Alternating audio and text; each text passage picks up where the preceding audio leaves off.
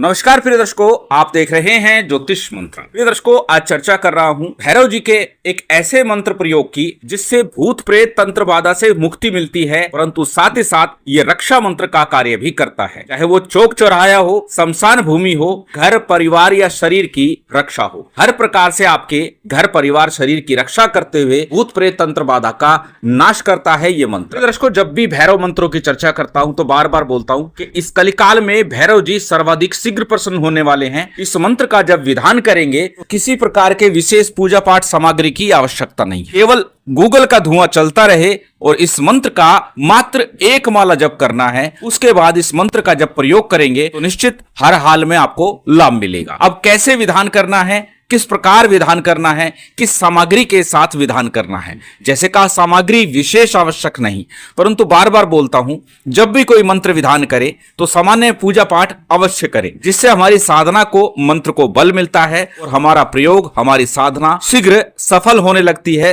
पूर्ण होने लगती है। तो इस मंत्र प्रयोग के लिए भी कहूंगा सामान्य पूजा सामग्री के साथ साथ किसी एक दिन निकट भविष्य में अमावस्या तिथि भी आ रही है और साथ ही साथ गुरुपुख नक्षत्र आ रहा है 21 मई को। दोनों ही दिनों में कभी भी इस मंत्र का विधान किया जा सकता है, अन्यथा रविवार अथवा शनिवार के दिन भी इस मंत्र का विधान आप कर सकते हैं। केवल एक माला मंत्र जाप करने से ये मंत्र जागृत हो जाता है, सिद्ध हो जाता है। वैसे इस मंत्र को सिद्ध करने की आवश्यकता विशेष नहीं, परंतु एक बार 108 बार इसे जप लें तो आपके लिए हितकर होगा और आपको निश्चित ही हर प्रकार से रक्षा करते हुए आपके घर परिवार व्यापार स्थल से भूत प्रेत तंत्र बाधा से मुक्ति दिला देगा, मुक्त कर देगा। तो चलिए जानते हैं किस प्रकार की सामग्री के साथ किस समय और किस दिन इसका विधान करना श्रेष्ठ होगा। जैसे मैंने कहा शनिवार रविवार के दिन भी कर सकते हैं। बात यदि करें सामग्री की तो सभी सामग्री आपकी स्क्रीन पर लिखी हुई है। सामान्य पूजा पाठ की सामग्री, इसमें अक्षत पुष्प, धूप दीप नैवेद्य, फल फूल मिष्ठान, इसके साथ में गूगल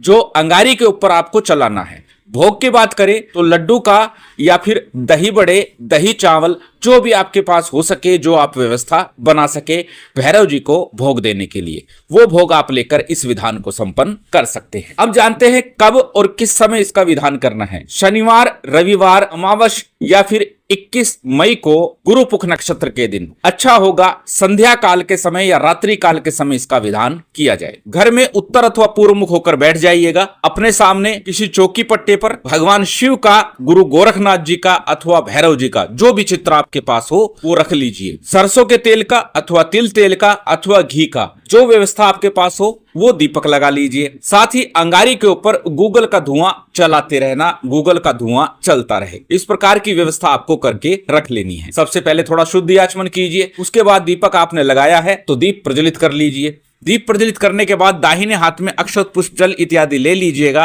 अपना नाम बोलिएगा, गोत्र बोलिएगा, उस दिन का तिथि वार नक्षत्र बोलिएगा और फिर अपनी कामना, मनोकामना, अपना कार्य बोलिएगा कि सर्व प्रकार की रक्षा के लिए, भूत प्रेत तंत्र बाधा से मुक्ति के लिए इस मंत्र का विधान आप कर रहे हैं। संकल्प के उपरांत संकल्प के लिए लिया गया अक्षत पुष्प जल किसी थाली प्लेट में अथवा दीपक के सम्मुख छोड़ दीजिए। उसके बाद में सबसे पहले गणपति जी का, गुरु का, कुलदेव, पितृदेव, स्थान देव, इन पंचदेवों का सामान्य सा पूजन विधान कर लीजिए। जैसा आपसे बन सकता है जो आप कर सकते हैं। साथ ही साथ शिव शक्ति और भैरव जी का भी पूजन विधान संपन्न कर लेना है। जब आपका पूजन विधान संपन्न हो जाए उसके बाद गणपति और गुरु मंत्र का यथासंभव यथाशक्ति जप कीजिएगा 11 बार, 21 बार अथवा एक माला का। ओम गंग गणपति नमः, ओम गणेशाय नमः, ओम वक्रतुंडाय नमः, इनमें से किसी एक गणपति मंत्र का जप कर सकते हैं यथाशक्ति। बात करें गुरु मंत्र की, यदि गुरु दीक्षा ली है तो अपने गुरु मंत्र का जप कीजिए, अन्यथा भगवान शिव को या गुरु गोरखनाथ जी को हाजिर नाजिर मानकर उनके मंत्रों का जप गुरु मंत्र के रूप में किया जा सकता है। भगवान शिव के ओम नमः शिवाय मंत्र का अथवा गुरु गोरखनाथ जी के ओम गुरु गोरक्षनाथाय नमः, इस मंत्र का जप गुरु मंत्र के रूप में कर सकते हैं। उसके बाद आज का जो मूल मंत्र है इसका आपको जप करना है। आज का मंत्र साबर मंत्र है और जब जब साबर मंत्रों की चर्चा होती है तो अक्सर एक बात बोलता हूं कि साबर सिद्धि मंत्र का 11 बार जप करना उत्तम होता है, श्रेष्ठ होता है। इसलिए साबर सिद्धि मंत्र का भी 11 बार जप करें तो श्रेष्ठ होगा। साबर सिद्धि मंत्र एक बार फिर से आपकी स्क्रीन पर दे दिया गया है। एक बार साबर सिद्धि मंत्र को भी बोल करके बता देता हूं। गुरु सट गुरु है वीर, गुरु साहब सुमरी बड़ी भांत, सिंगी टोरो बन कहू मन नाऊ करतार, सकल गुरु की हर भजे, घट पकर उठ जाग, चेत संहार श्री परमहंस। ये साबर सिद्धि मंत्र है। इसका 11 बार प्रत्येक साबर मंत्र की साधना में जप करें तो आपके लिए उत्तम होगा, साधना शीघ्र सफल होगी। उसके बाद आज का जो मूल मंत्र है इसका मात्र एक माला अर्थात 108 बार जप करना है। जब मंत्र जाप चल रहा हो उस दौरान अवश्य ही गूगल का धुआं चलता रहे। मंत्र अत्यंत सरल आपकी स्क्रीन पर है,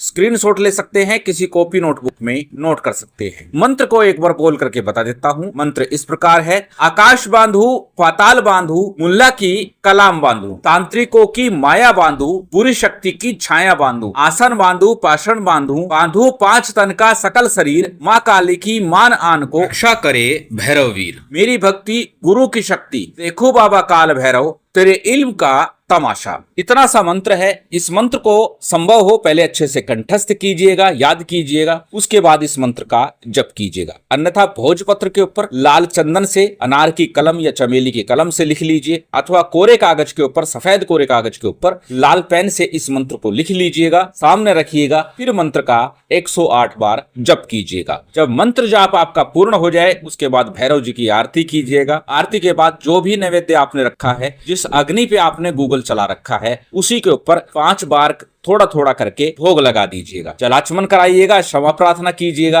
आसन को प्रणाम कीजिएगा और फिर साधना प्रयोग से उठ जाइएगा। अब आपके लिए ये मंत्र निश्चित तौर पर जागृत हो चुका है, सिद्ध हो चुका है। अब जानते हैं इसके प्रयोग की विधि को, कि इस मंत्र को जब जागृत कर ले इसका प्रयोग कैसे करें।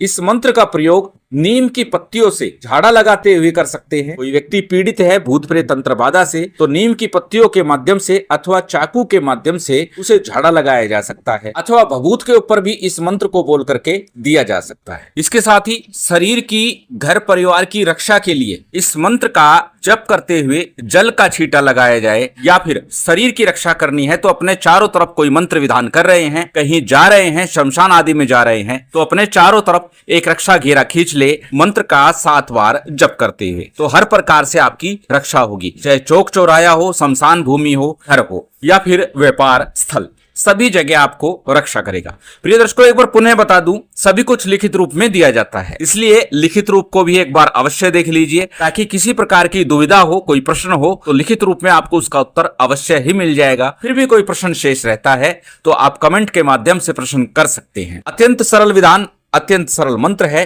करके लाभ अवश्य उठाइए। शिव शक्ति की विशेष कृपा आप सभी को प्राप्त हो, यही कामना है। उम्मीद करता हूं आज की ये जानकारी, ये वीडियो आपको अच्छी लगी होगी। यदि अच्छी लगी हो तो कृपया लाइक कीजिएगा, शेयर कीजिएगा। यदि चैनल पर नए हैं तो सब्सक्राइब कर बेल आइकन बटन दबा दीजिएगा। जय माता दी, जय श्री राम।